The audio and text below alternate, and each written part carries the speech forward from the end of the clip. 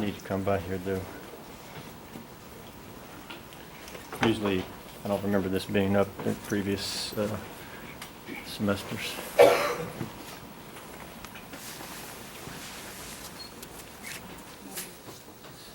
Usually it works. Maybe somebody wasn't sitting there last semester. Looks like it's about time, guys. Good morning to everybody. Welcome to Organic Chemistry 1. Is that right? Syllabus. 2 stacks. One. Let me take one. Thank you. One. Take one.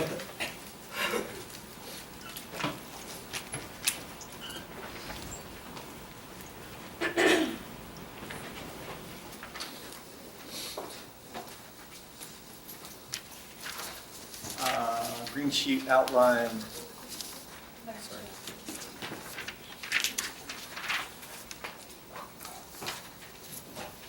I don't have a lot of extra copies, so if there ends up none over here and extra over here, please make sure they're kind of sent the other way. And also at the end, if you would please make sure they come back up front. Not right now, but like at the end of class, if you have some extras, please always bring them up front before you leave. I would appreciate that.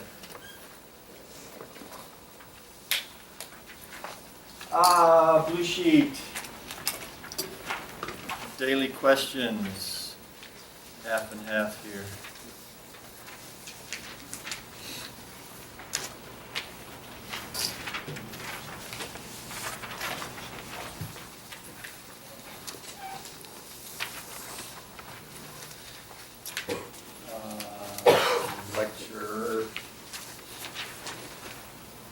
Lecture handout.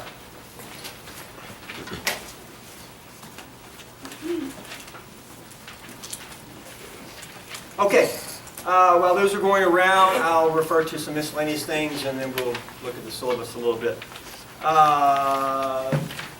Textbook of record is the book by Klein. Okay, it's now 3rd edition. This is a 2nd edition hardback. In the bookstore, Somerville Bookstore, we have a paperback version. Okay, it's a custom edition meant to save you some money. It's missing, I think, 1 chapter from the regular textbook.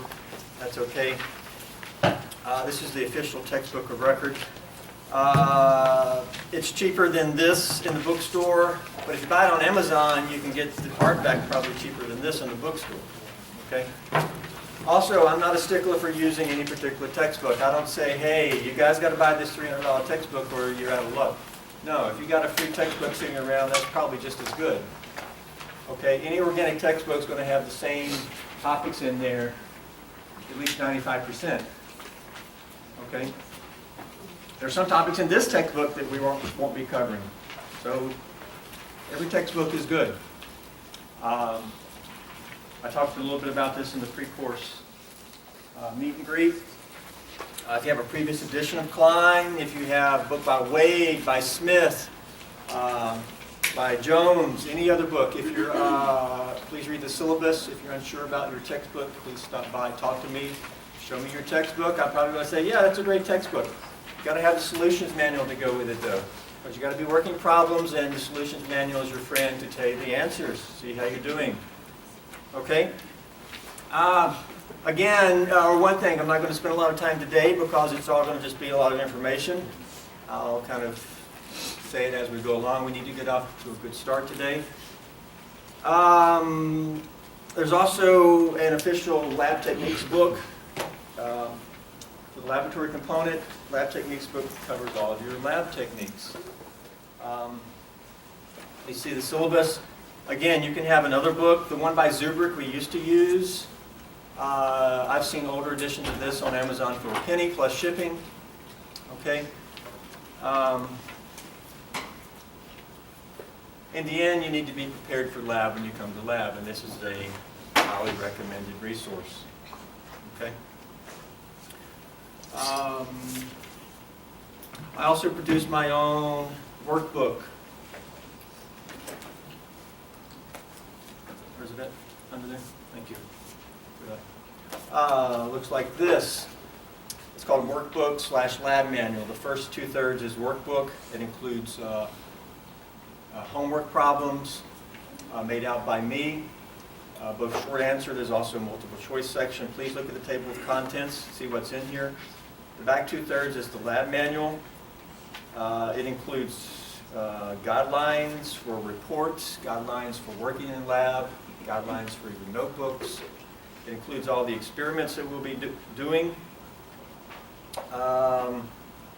and some other miscellaneous things, like a periodic table on the very back with a see-through cover. So there you go. Nice. All right. Everybody got a syllabus? How many handouts do we have? 4? I got 4 handouts, 2 white ones, green and blue. Yeah. The syllabus.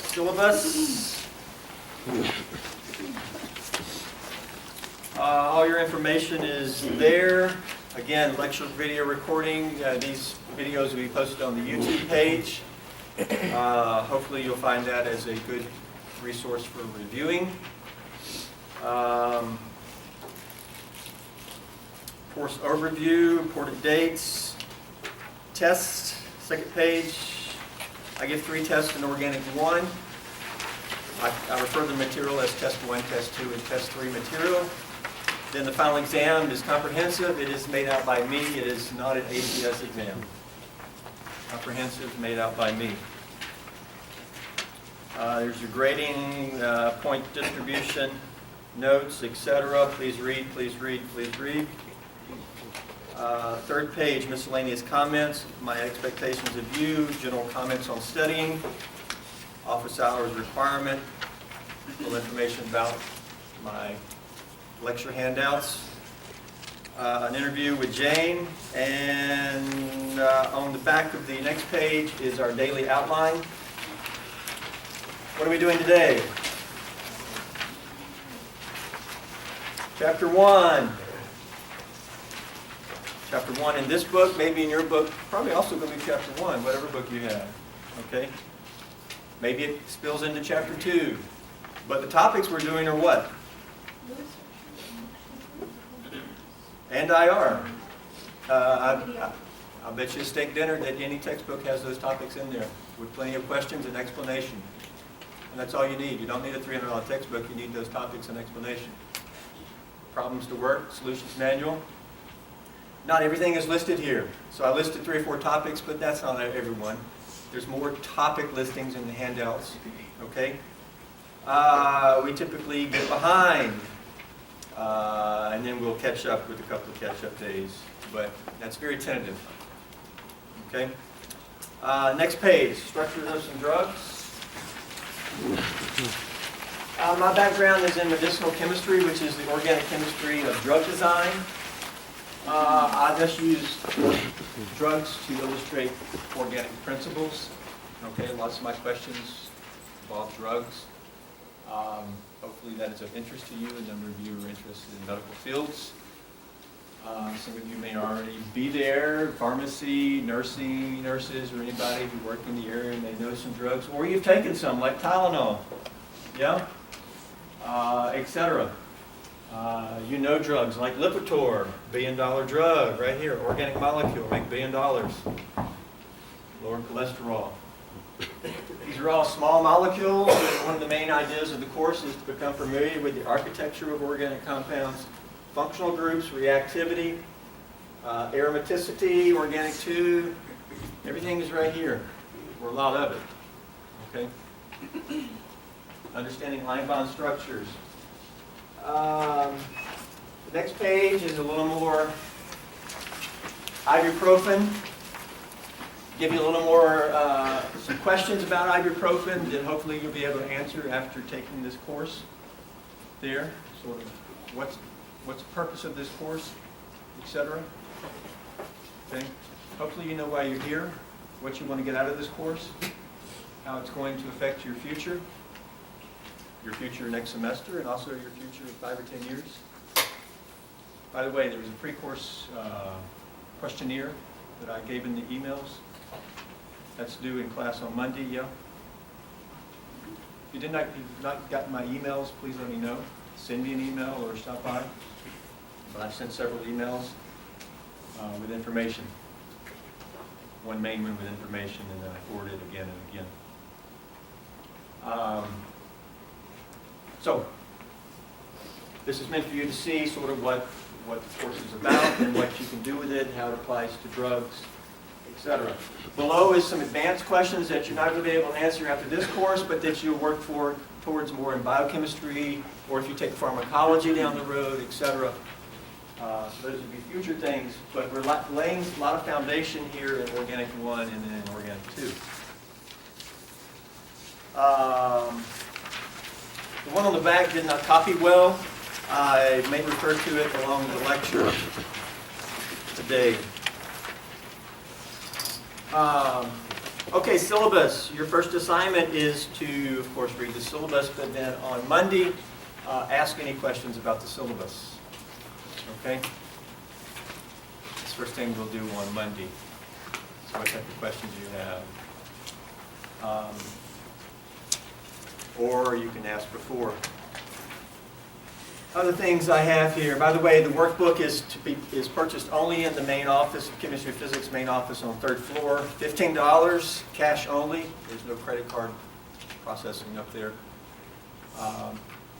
Hopefully you'll find that $15 for this is a good investment, quite reasonable, and you will find that this will be very organized for you, etc., etc. This used to be handouts, okay? I don't use D2L or whatever they call that thing these days. Hey, you got to go do this. Here, right here. But you do have to pay $15 because it costs to print this out and to bind it. There's labor, okay? We got like high school students who come in here and work for weeks to bind these things. You got to give them a Big Mac or something. All right, I think you'll hopefully see value in that. But you have to have textbook as well because these questions tend to be more intermediate or advanced. You've got to have the foundation from the textbook. If you don't want to use a textbook, it's your right, whatever, okay? But then when you don't do well in the course, can't help you from there. If you have any questions about textbook, let me know. What else can we talk about? Molecular modeling kits, we will use some of that mainly during test 2 material. Any questions while I'm gathering things here? In the syllabus, it talks about using some type of writing your questions down, keeping them organized. I recommend an old 50-cent marbled composition notebook. All right, almost like a journal. Okay, what do I need to do? What questions do I have? Because a lot of times you have to draw out some structures or something. You can't just scribble them around. Very organized. Then you could bring this by during office hours and we can look at all your questions. Okay? A lot of times you have multiple questions when you're studying, but then you only remember one next day. The other 5 or 6 you would have liked to have gotten an answer to. I highly recommend this. I know you guys are more modern day, but you need to be able to draw structures, etc. Anybody need a composition notebook?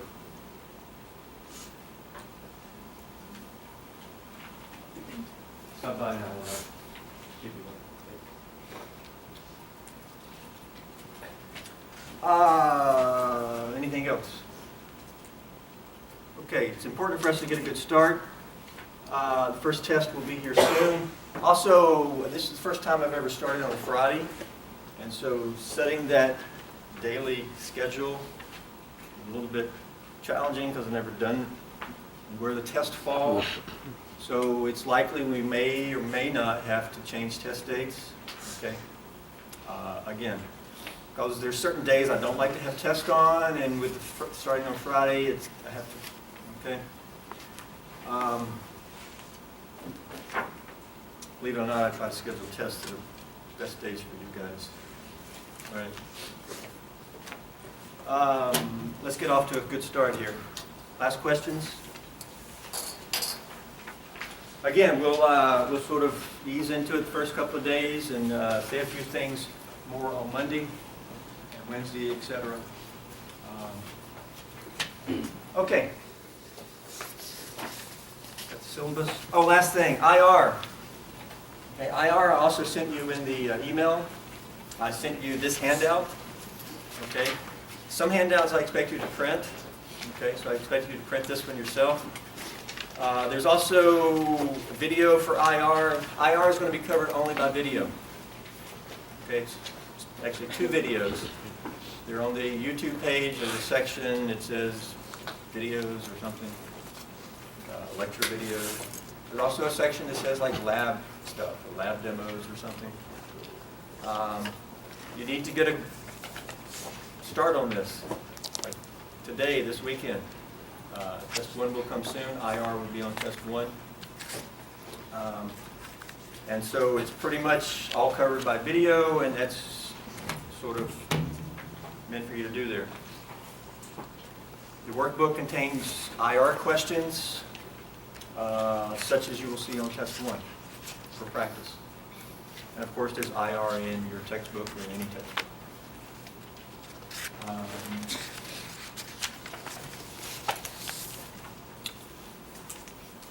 Okay, we have one white handout today. Let's see. The DQ. I mentioned briefly about this in the syllabus. Blue. These are daily questions. Okay. Basically, there's questions all over the place. There's questions in handouts. There's questions in the workbook. There's questions in your textbook. You should be working all of the questions. Okay.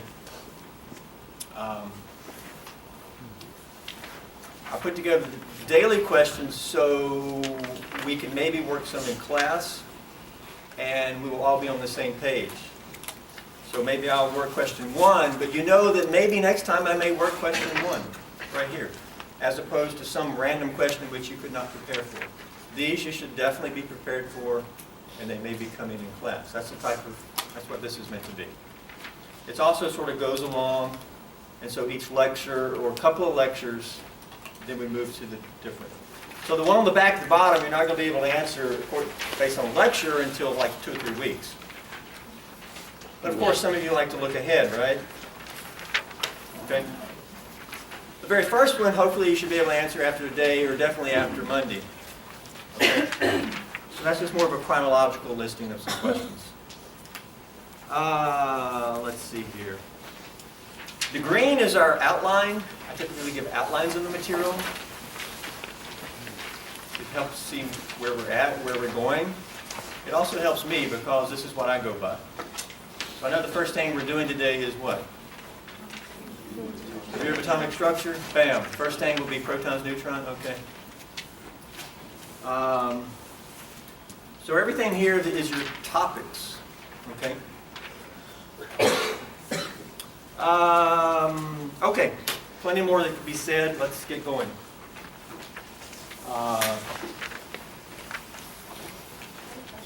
Yes? Will these 2 sheets be given to us every day, or are they going to be posted somewhere? Sending an email, or we do it between ourselves? No, typically that's it. You need another copy as well? I'm just wondering if other classes going forward. No, I give you handouts every often. Sometimes instead of giving them to you, I will ask you to print them just because various reasons. But okay.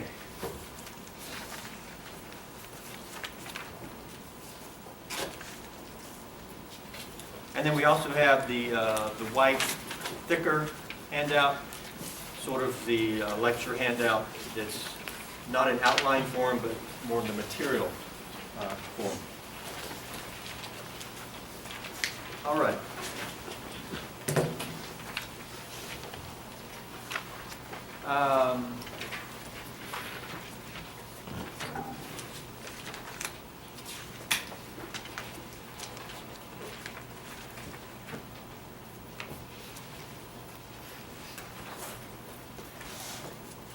So, on the structure, let's look a little bit there. All right, last general comment, or maybe a couple more. Very important, guys, that you read what's given to you, because I don't, and I hesitate to say anything that's written there. Everything they give to you that's written is very important and meant for you to read and take very seriously. I can give you some highlights. Important to read, follow guidelines. Important to stay engaged. Don't get behind. And very importantly is to ask questions. Okay? Those are some important things. Let's get going. It's amazing how clean of a slate you guys. What do you know about organic chemistry? Chemistry of carbon? Anything else? Clean slate, yeah? It's amazing how much you're going to know at the end of this course. And then at the end of organic too. Okay? You work hard, and then your life will never be the same. All right? It will take you many places in science. And along the way, I'll try to show you applications and the interesting things. And we'll see one on the back of the syllabus here, hopefully, when we look at atomic structure. Okay, so carbon, yeah? What's the atomic number of carbon? Is it still 6? Yes, usually put it here, yeah? What if I put 12 here? What's that? Mass number? Yeah. Do all carbons have 12 for the mass number? What if I put carbon 13? I mean, it has an extra neutron. Why come I didn't put the 6 here?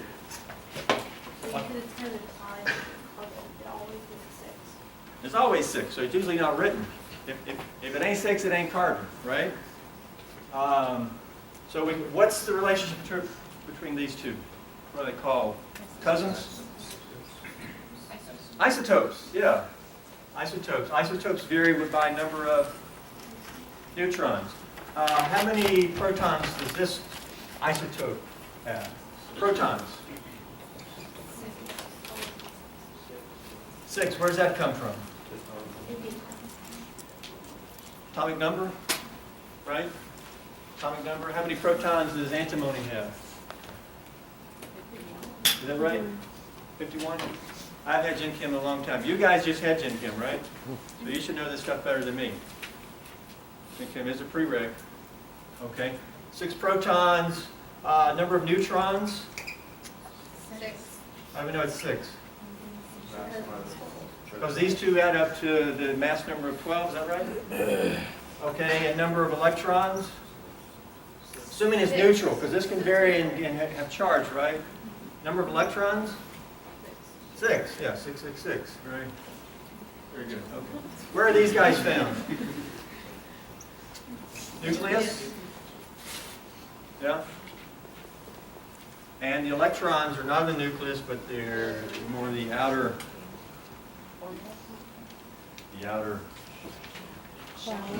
something, shells or surface of the atom, yeah? Yeah, that's what if you could look at the atom, you see more of the electrons out there. The nucleus is kind of buried in the middle. But this is very important, yeah, because in terms of reactivity, we're mainly going to be dealing with the electrons out there. You could do some subatomic or subnuclear chemistry, radioactive chemistry you could deal up in here. Nuclear chemistry, yeah. Typically we won't do that, we'll just be dealing with electrons, right? But we have things like hybridization here. Okay, how many, what's the difference over here? That's 6, assuming it's neutral. Number of neutrons here? 7. 7, is that right? Yeah, other is the same. We can also have carbon 14, yeah? That would be number of neutrons equals what, 8? These are your 3 natural isotopes of carbon, right? What do we know about this one here? Carbon 14? It is radioactive. You ever heard of carbon dating? C14, C14, they tell how old the dinosaurs are. Yeah, using carbon 14. Your body has carbon 14, and once you die, you no longer sort of replenish that, okay? And so from once you die, you stop taking in carbon foods, etc.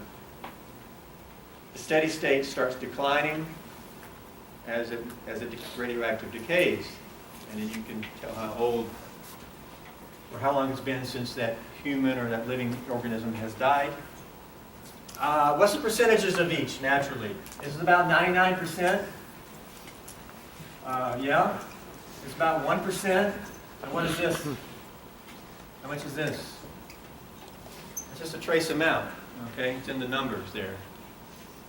Because this is really not exactly 1%. It's a little bit less or a little bit more, okay? Rounded off.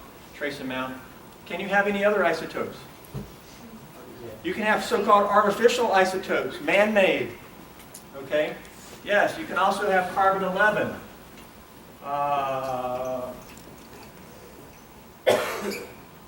Man-made. Artificial.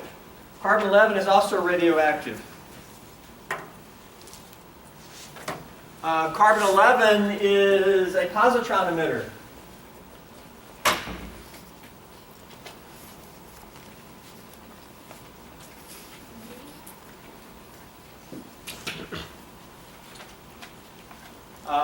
This compound here, it's a fairly small organic molecule, carbon, sulfur, oxygen, nitrogen.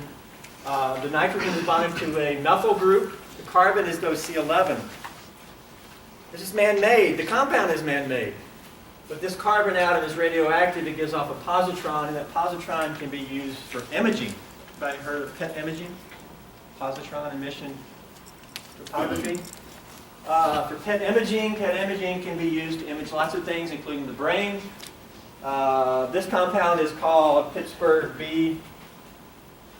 I think it was made at maybe University of Pittsburgh. It doesn't show up well on your handout. But this is imaging of an Alzheimer's patient using that compound for PET imaging. Okay. This is control, a good brain, and the red is sort of bad stuff, probably plaque from Alzheimer's. And so can't do this with X-ray, but with PET imaging. Pretty amazing compound there. You can look up Pittsburgh compound on Wikipedia, and you can get the same photo and all the information. Okay. Take a look at it. That's man-made.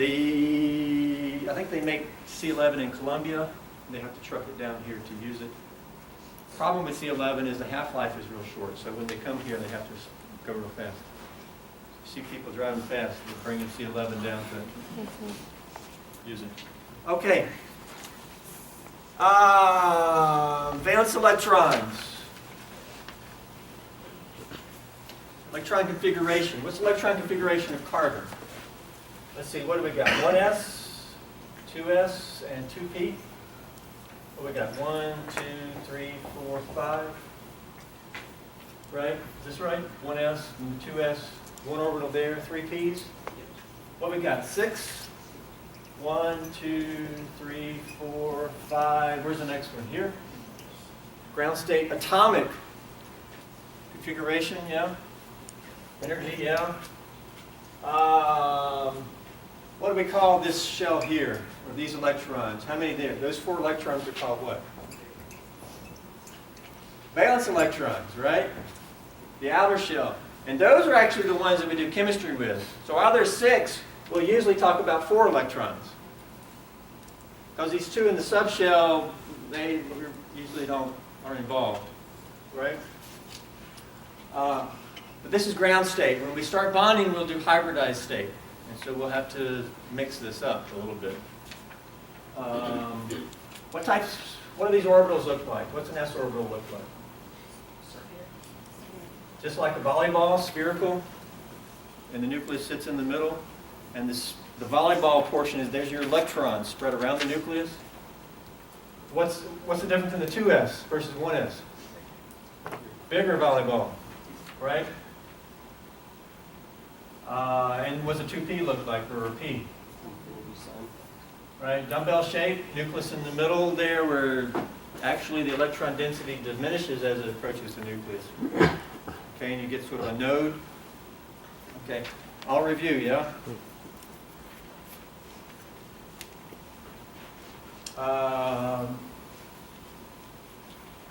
There may be even other artificial isotopes of carbon.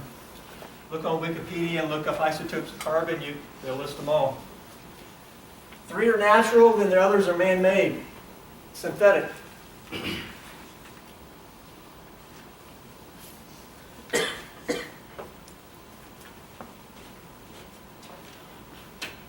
Bonding, covalent bond. What's that, sharing of 2 electrons? Yeah, like we're sharing 2 hands. We're bonded here, covalently. All right, but sometimes I may kind of get an attitude or something, or get polar. Definition, there's your definition, right? Let's see, hydrogen, how many electrons hydrogen have? 1, right? Okay. 1 electron. What do atoms typically want to do and become more stable? They want to become like what?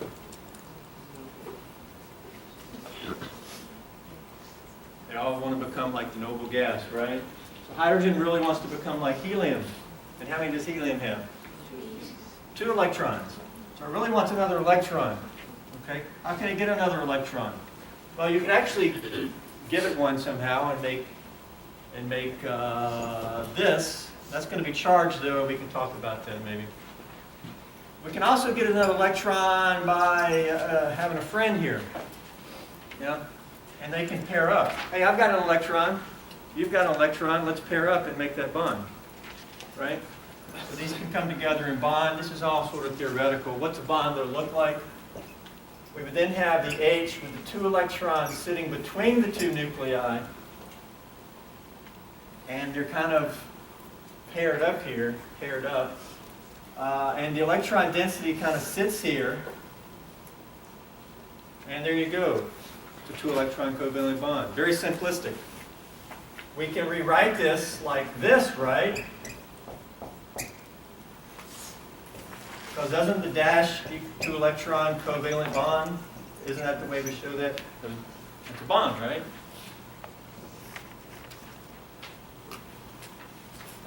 There you go. Now when we look at this hydrogen, we say it has 2 electrons around it because you get to count both electrons as if it belongs to the hydrogen, right? So that hydrogen has 2, and that H has 2.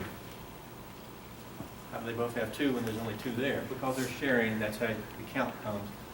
And that's the covalent bond. You should have plenty of background on that.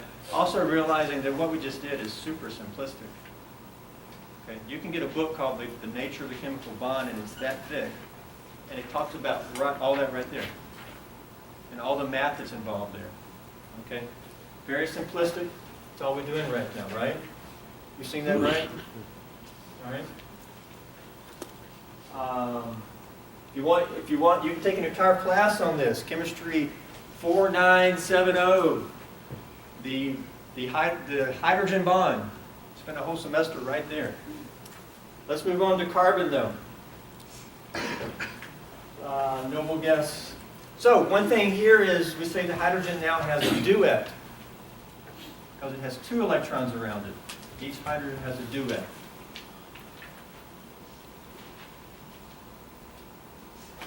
Let's look at carbon. Now I'm going to do carbon, nitrogen, etc. I'm going to go across and I'm going to come down. So sort of leave a good amount of room there in your notes. Here, I'll try to come here. Carbon, how many electrons does carbon have? Well, we already said that. But importantly, though, we're only going to be working with those 4 valence electrons. Okay? Let's put them around carbon.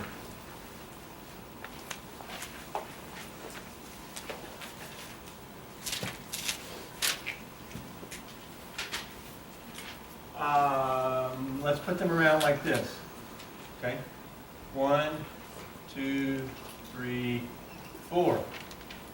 How many electrons does carbon need to achieve noble gas configuration of neon? 4, right? See, hydrogen only needed 1. Carbon needs 4. Okay? So we can bring in other things that maybe has an electron. Maybe H's, okay? H with 1 electron. What if we team this electron up with that electron? We can make a bond. Now I'm going to call this instead an X so we can distinguish here. Let's bring in an H with its electron and make a bond. One from H, one from carbon. Bring in another H with its electron, make another bond. So every other atom we bring in, we get to bring another electron in, and we can get something like this. And we can redraw this. Hold on, let me leave room here. Maybe we'll draw it below. This is carbon. That's a covalent bond we're indicating here. 2 electrons between 2 nuclei. Show it like that, right? Right? Show it like that. Now how many electrons around HH? 2. It gets to count those 2 as HH has a duet. So that's good. H always makes how many bonds? Hydrogen makes 1 bond because it only needs 1 electron. How many electrons around carbon? 2. You get to count all the shared as it belongs to carbon. 2, 4, 6, 8. Now it has 8 around it, and it looks more like neon. Again, pretty simplistic. You may have, what about this? What about that? Yeah, there's more here. But now it has what? We say that the carbon now has an octet. Not a duet. Duet is 2. Octet 8. And typically, majority of the time, 99% of the time, carbon is going to have an octet. It's very important for the chemistry of carbon. So carbon makes how many bonds?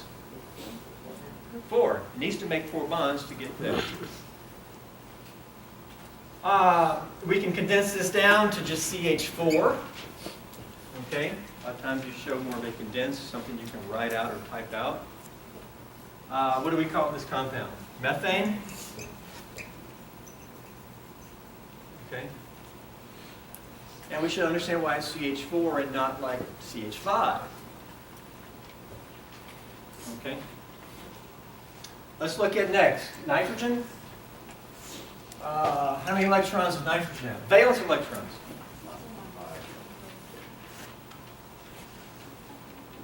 How many total does it have? 7. But how many valence? How do you know it's 5 valence? Can you tell from the periodic table, or are you just sort of thinking about the electron configuration? It's group 5. Now they're calling it 15. When I took chemistry, it labeled it Roman numeral 5, and that meant the number of valence electrons. Do y'all learn what 15 means? I don't learn what 15 means? Then I wonder why it's up there. Then what does 15 mean? I would recommend you know what 15 means. It has 5 valence electrons. 1, 2, 3, 4. Now we're going to pair up. 5. Why didn't I pair up? Why didn't I just put 5 around? Why did I have to pair up? How many valence orbitals do these atoms have? We erased it. How many valence orbitals were over there? Electron configuration. Didn't we say valence? How many orbitals were there in the valence? How many orbitals in the bracket there?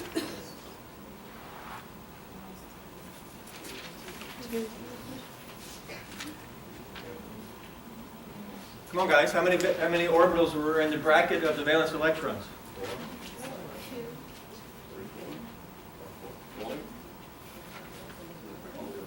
2. Do we need to talk about ground state configurations and orbitals? I hope not. How many orbitals were in the valence? How many valence electrons were there? All right, let's move ahead. Let's move ahead. How many bonds do we need to make? We can bring in an H and its electron, H and its electron, H and its electron. And now, through bonding with some other atom, we can make 3 bonds. And so this is going to look like group H, H, H, right? There's your 3 covalent bonds. And then what's here? What do we call that? A lone pair of electrons. I will always just call LP. Right, LP? By the way, we're doing standard bonding for these guys. Carbon, nitrogen, this is standard bonding. What's standard bonding for carbon? 4 bonds, 0 LPs. Standard bonding for carbon. What's standard bonding for nitrogen? 3 bonds, 1 LP. Standard bonding. Because now the nitrogen has an octet. 2, 4, 6. You get to count shared as if it owns all the shared ones. 2, 4, 6. And then of course it owns the lone pair, so that makes 8. Oxygen. How many valence electrons? 3, 4, 5, 6. Again, how many valence orbitals does this atom have?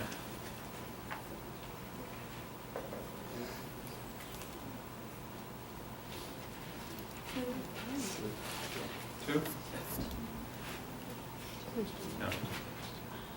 You guys need to freshen up on your ground state configuration, orbitals, etc., etc. That should be an easy question. We actually just did it, and it's in brackets. So I'm not sure why you're not getting it. You guys know what an orbital is when you do a... Are you confident in that? Can you name the 4? The 2s? That's 1. And then what? 2p. Well, 2s and a 2p, that sounds like 2 things.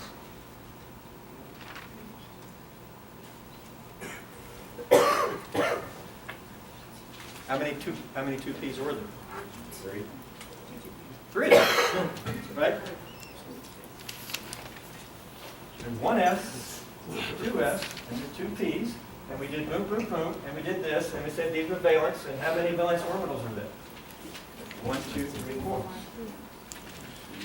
Not sure why you're not getting that. Is it too easy? Need to do some reviewing there, guys.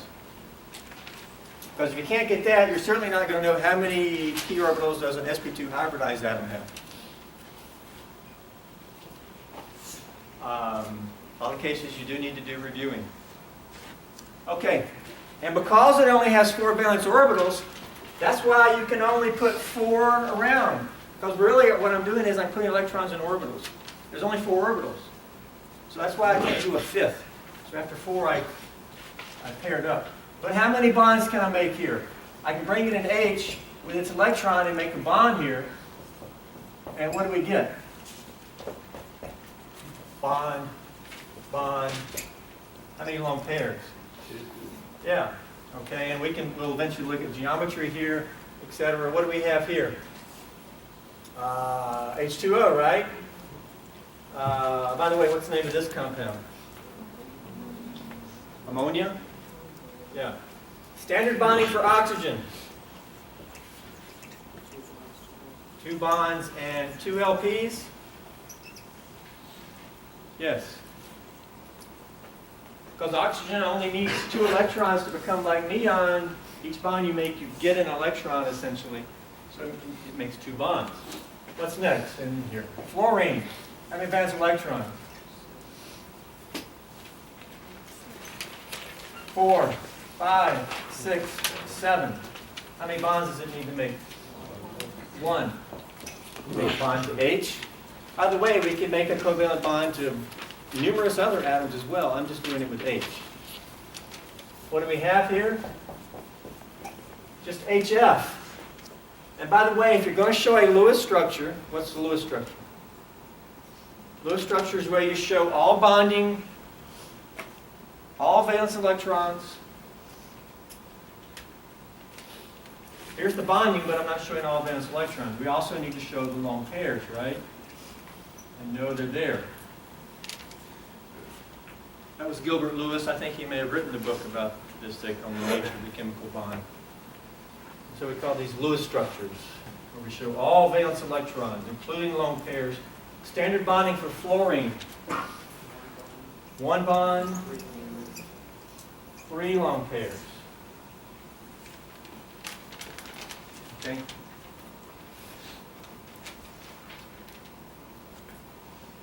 What do you think standard bonding for sulfur is? Same as oxygen? Yeah. But once you move below this second row down to sulfur, sulfur then has d orbitals in the valence shell. And because it has more orbitals, it can actually make more bonds than this. So yes, you'll see sulfur bonding like this, but sulfur can also bond in other ways. There's a page in one of the handouts about sulfur and phosphorus. And that's so-called expanding the octet. These, you can never have more than 8 around these. Because it only has 4 orbitals.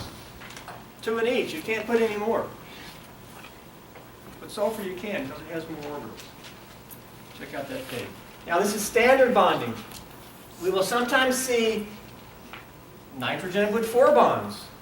But that won't be standard. And if it ain't standard, it's typically going to be charged. Charge.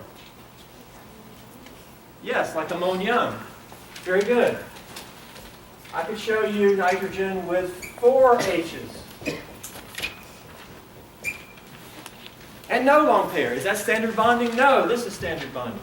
If it ain't standard bonding, it's probably going to have a charge. What's the charge of this nitrogen? Positive. You may know that from just memorizing. You do need to learn how to determine charges for anything. So it's not standard unless it has a charge. Yes, ammonium. Let's see where we're at. Important considerations, I mentioned that. We covered 1 and 2A. B, structures with single bonds. At this point, let's try to put some structures together.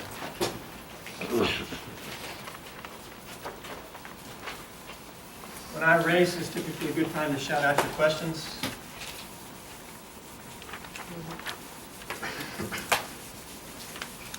This is review, so I'm speeding through it as really as quick as possible, because really we want to save time for the newer stuff.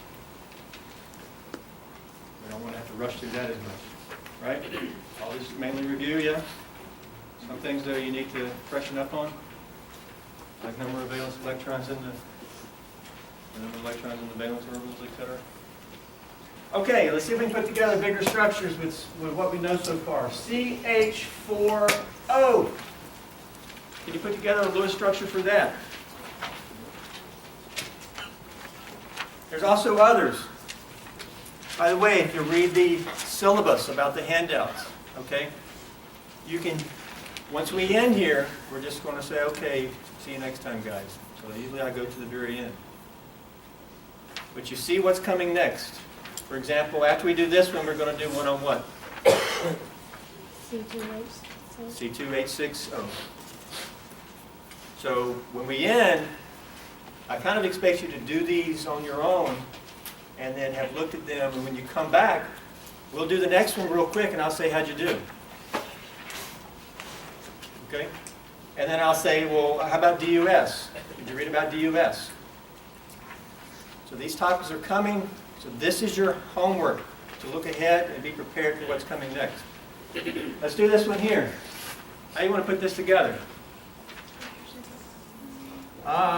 You guys will say stuff like that. Let's put H, H, H. Let's just throw some stuff up here. And where are we going to put the oxygen? Here?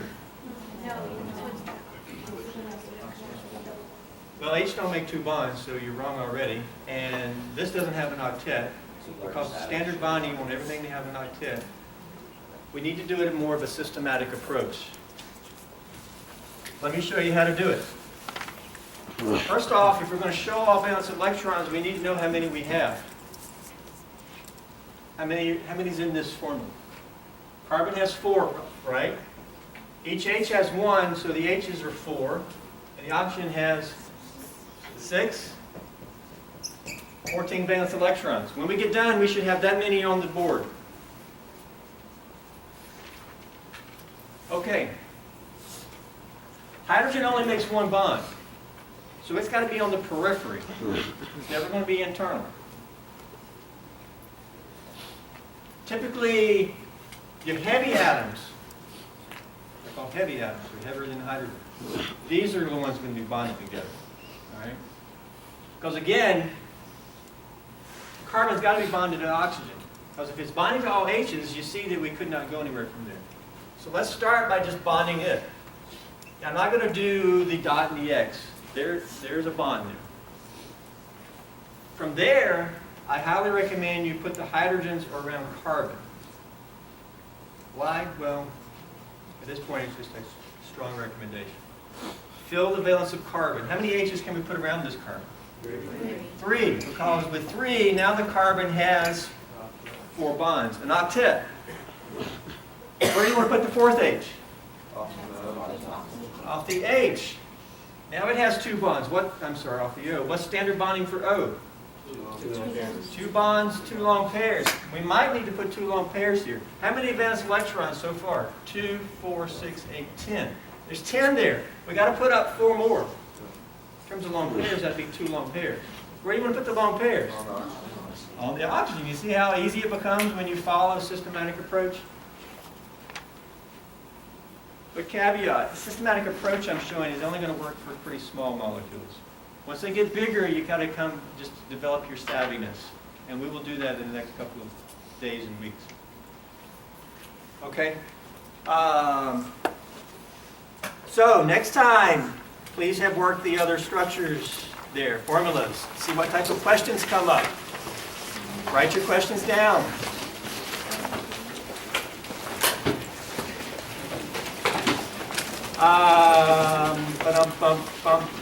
Have a great day, guys. Any questions? Any handouts? Please make sure they get back down.